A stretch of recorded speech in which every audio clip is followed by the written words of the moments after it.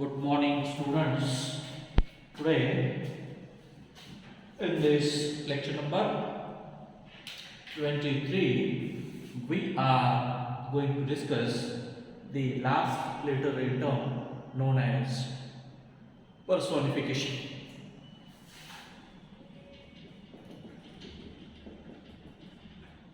Personification is also known as a figure of speech, and also it is known as a metaphor as well. So this is a well-known literary term, literary genre, and also a figure of speech used by most of the poets in their respective literary texts. Though it may be used in poetry, play, fiction, and prose, but mostly it used in the, we can simply say, in poetry and as well as in fiction. So it is a well-known term or figure of speech which highlights, when we go through this, we will get to know that personification is a figure of speech. Most of the literary terms, you know that they are figure of speech, and most of the writers they use in their respective literary texts to add the beauty, to attract the readers, and to explore new creative things. And so, it is a figure of speech in which or through which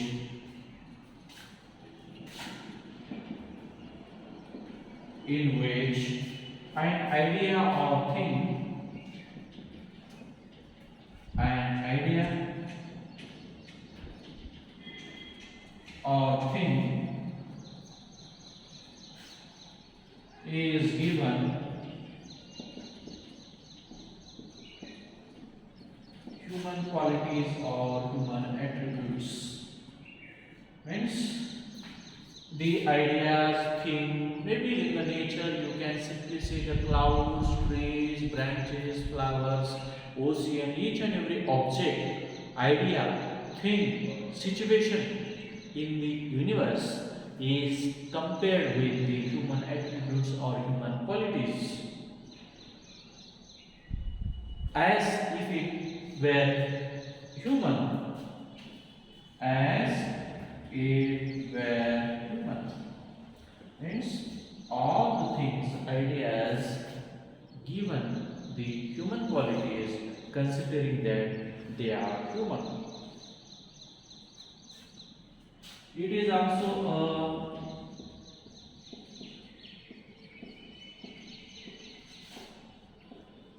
a common form of metaphor. It is also known as metaphor in that human qualities,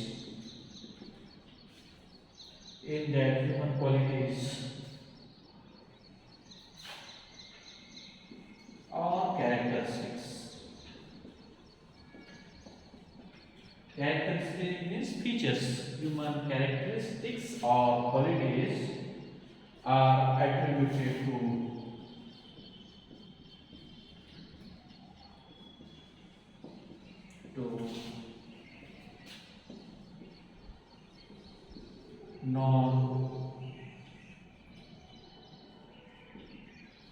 non-human things. So this is in short about the personification, which talks about the idea, incident, or any element in the nature with the human qualities, and consider them as they are the human worlds. This particular personification, or through the figure of speech personification, the writers compares human qualities, human natures with animals, various inanimate objects, and even abstract ideas by assigning them a recognizable human behaviors and emotions. And most of the time, this is one of the literary term which is an effective one. And most of the time, in this effective literary term, imaginative in nature because it relies on imagination for understanding. Because sometimes what happens, the sea is roaring. Yesterday we have discussed a little bit about the person. The sea is roaring means it making a noise, and these flowers are put here like a crowd. Means crowd is considered or compared with human, and so the human qualities are compared with the non-natural things or natural things. For example, yesterday I told you the car looks beautiful. Car looks beautiful means beautiful, handsome is or are the terms which used with the human beings. Then also with the objects, incident, situations, we give them the human qualities. So these are some examples of this personification. When we go through the well-known poem by William Wordsworth, that is Daffodils, then we have the example of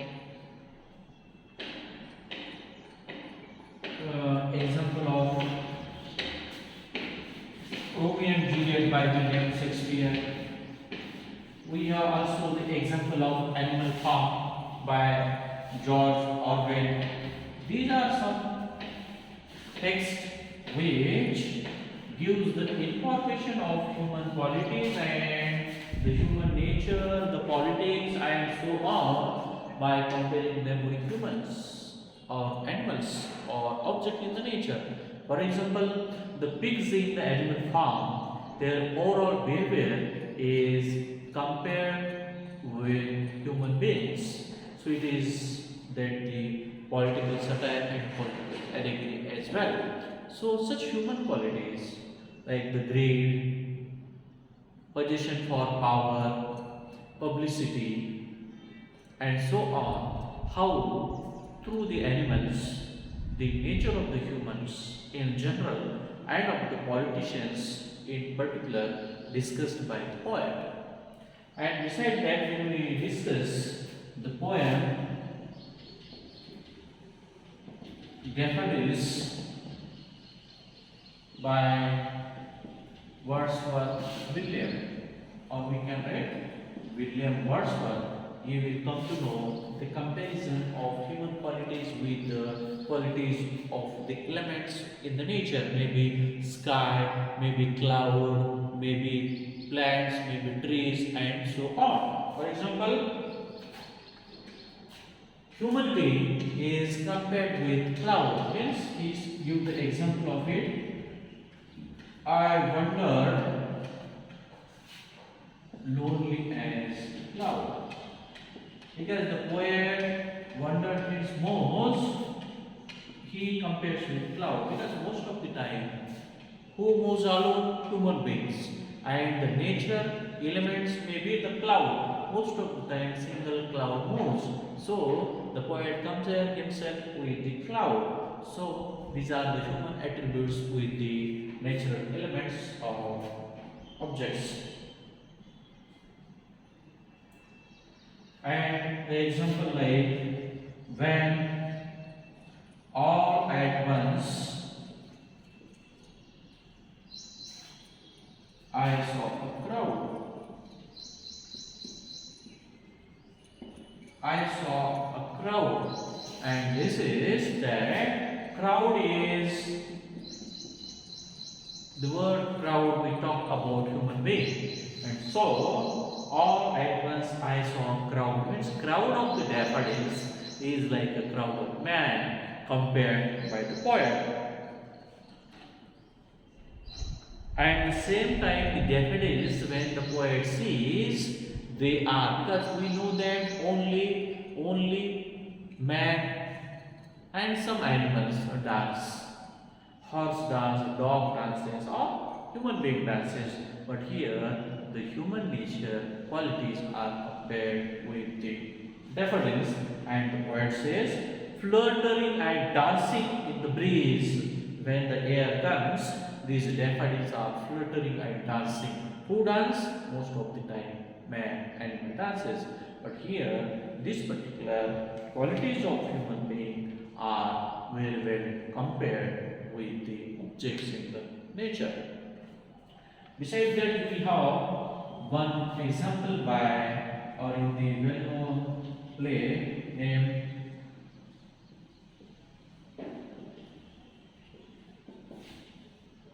Romeo and Juliet by Shakespeare. When we go through this play entitled Romeo and Juliet, we will come to know that when the friar or the priest in that play collecting the potion म्हणजे औषध, जे की आपण बघितलं की जेव्हा तो priest काय plan करतो, he decide that to give Juliet the potion, and so that she will fall unconscious, and after 10 hours she will rise, and for 10 hours she will become unconscious.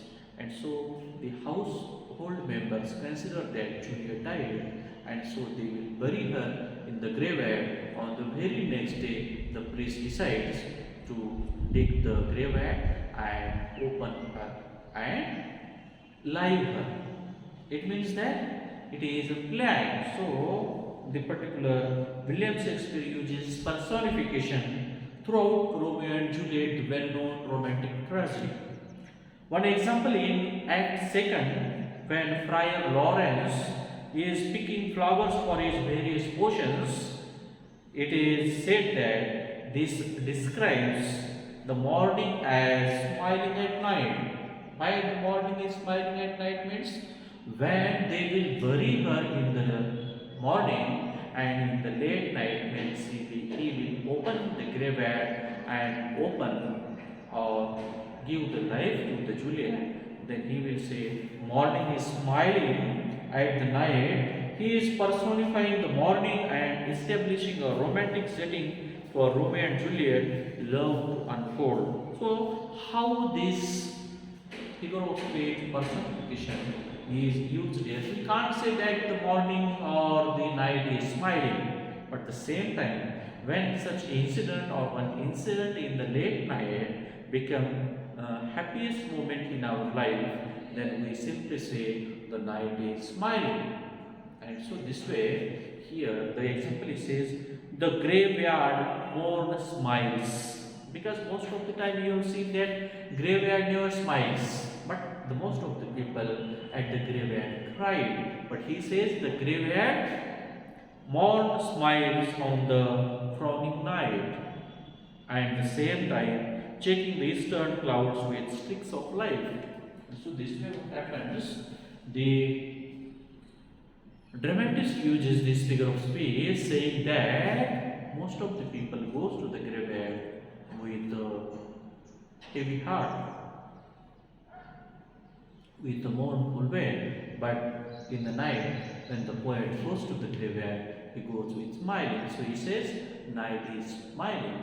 So this way the situation of human is very well compared with the animate, inanimate objects. The most of the elements in the nature, though it may be cloud, it may be, we can say, the sound, or it may be the breezes in the air.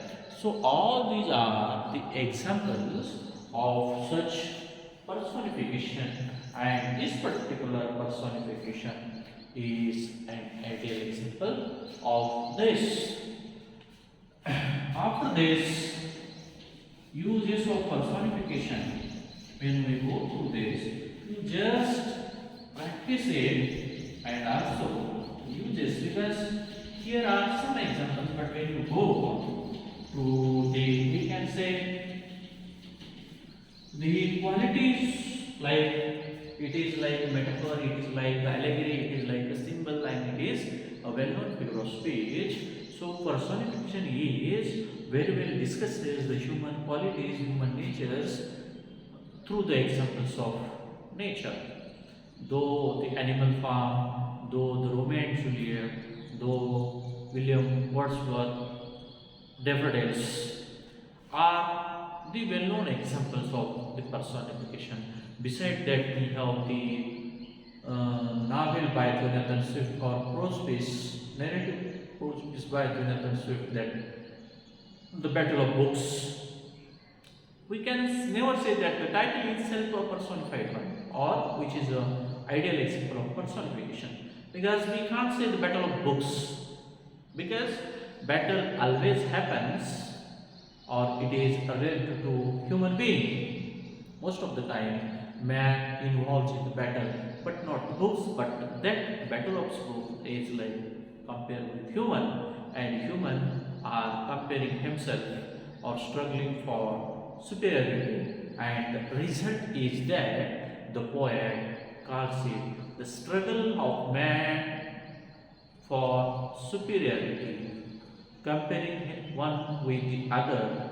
The inferior and superior issue comes, and that issue is very well handled, focused, and discussed by the very example of these books.